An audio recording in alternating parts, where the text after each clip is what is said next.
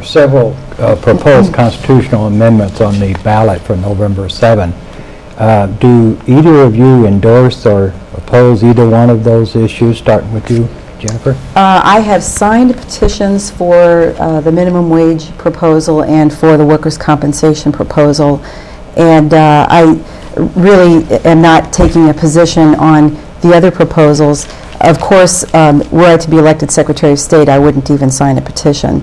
Oftentimes when I was a judge, I refrained from signing any petitions in case that issue would end up in front of me.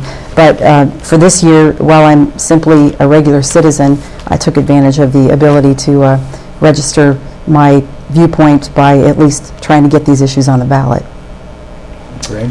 Over a year ago, before House Bill 3 was passed, as I started my campaign for Secretary of State, I said I was not going to chair any campaigns for political candidates or issues. I'm going to stay out of all those issues where Secretary of State, I may have to decide an issue related to one of those issues. I think that we run in partisan campaigns, and once we win the election, the way to be the chief elections officer is to do so in a bipartisan way. That's how I've been clerk of courts, and that is the best way to be Secretary of State of Ohio.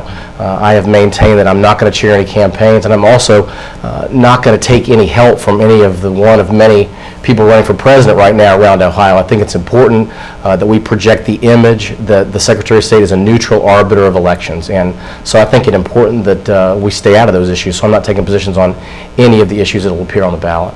Quick follow-up. Do you think any of those issues will affect candidacy race, especially in tight contests, starting with you again? Well, I think that, elections and turnout's driven by many different factors, so of course that'll have some impact. Hard to tell what.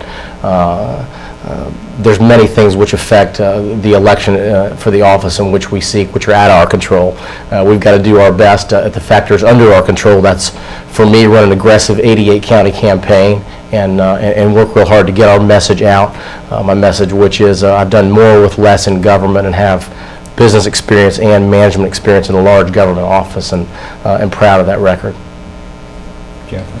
Well, in 2004, it was very clear that Greg's party understood that State Issue 1 would have a great impact on the vote in Ohio and in many other states for the presidential election.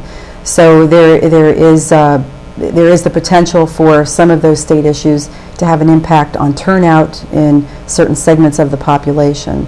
But as I have been campaigning from the very beginning, having been a judge, I understand that any Secretary of State has to remain neutral on any of those issues. I put it very simply that if you're going to umpire a game, you can't wear the jersey of one of the teams.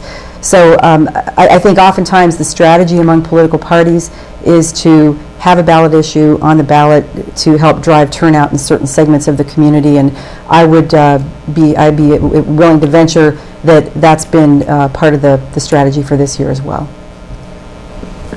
As you mentioned, there are 88 counties in Ohio. Do you think it's necessary that all 88 counties have exactly the same kind of voting machines? Because we've had touch tone, whatever you call it, voting machines in Lake County for 4, 5, 6 years, and they've been absolutely foolproof. But they don't provide a paper trail, and I think that was one of the issues in ordering new machines. And what's the point in having a paper trail? We'll start with you, Greg.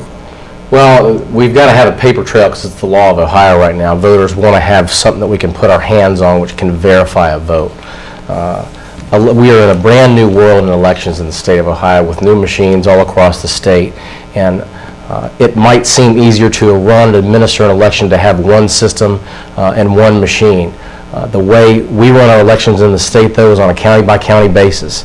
Therefore, the counties get to decide how they want to run their elections. So that's where we are today, and a lot of effort needs to be made, and I will do so as Secretary of State to make sure that we coordinate activities, give them uniformity in the counties where it's needed, give them the support, and also the checks to make sure the counties are doing a good job to make sure poll worker training is adequate. Jennifer, do you think we have to have a paper trail? Philosophically, I know the legislature enacted that, but I don't see the point of it.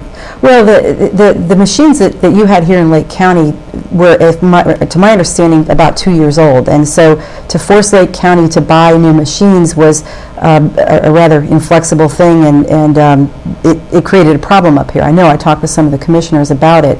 The Columbus Dispatch had an interesting editorial not too long ago about the fact that the machines are not uniform around the state, and that would help prevent any kind of collusion for defrauding the system somehow. Now, the problem with the machine that was selected as the standard by Secretary of State Blackwell, which is the Diebold machine, is that without a paper trail, for instance, the state of Maryland unanimously in their legislature said, we're going to get rid of these machines. And if you look at the ESI report, there are problems with the programming. Not problems that can't be fixed, not problems that are insurmountable, but problems that need to be dealt with by making sure that you have the ability to look at the source code and determine whether or not the machines are actually resulting in the counts that they're supposed to in terms of the intent of the voter. With the machines around the state, the uniformity is not necessarily the best thing, because again, I think we can reflect the differences. I'll give you an example. Vinton County, they were given a standard of the Diebold machine, which were the electronic machines, but the commissioners and the Board of Elections there said, we think that the people in our county do best if they have a ballot that they can touch, see, and feel. And so they then went with the optical scan machines. And so we need to reflect these regional differences in the state, and I think in doing so, we help prevent fraud. Okay. Dave? The Secretary of State is the 5th member of every county elections board in 88 counties and the Ohio Ballot Board. Should the Secretary of State ever recuse himself or herself if there's some kind of a conflict there that directly bears on that office, starting with Greg? Absolutely. I mean, the Secretary of State, when you're in public office, you always need to realize from an outside perspective whether you have a potential bias in making a certain decision. The Secretary of State should absolutely be willing to recuse himself when an issue arises where a conflict, an inherent conflict exists, and I'll do that as Secretary of State. Jennifer? Well, I would say that the Secretary of State should recuse herself in the event that there would be a conflict, but that's something that as a judge I've had to deal with on an everyday basis. You have to look at where you have investments, where you have any types of interest, and you not only have to look at what the reality of it is, but you also have to look at the perception. And if there's an appearance of impropriety, one of my jobs as a judge, and as I see it carried into the Secretary of State's office, is to protect the integrity of the system. Because like the judiciary, the democracy is very fragile, and it's only as good as what people believe it to be. So if they start to have their trust stolen, like many people feel was done when Ken Blackwell used the office to campaign for State Issue 1 and to campaign for George Bush's re-election, and then claimed credit for the winning election and bringing out record numbers of Christian and evangelical voters after the election. People start to lose trust in the process. They start to question every aspect of it, and our system suffers. So that's a no-brainer. It's a given. Okay, before we get to another topic, we're going to take a brief intermission, and we'll be right back. Thank you.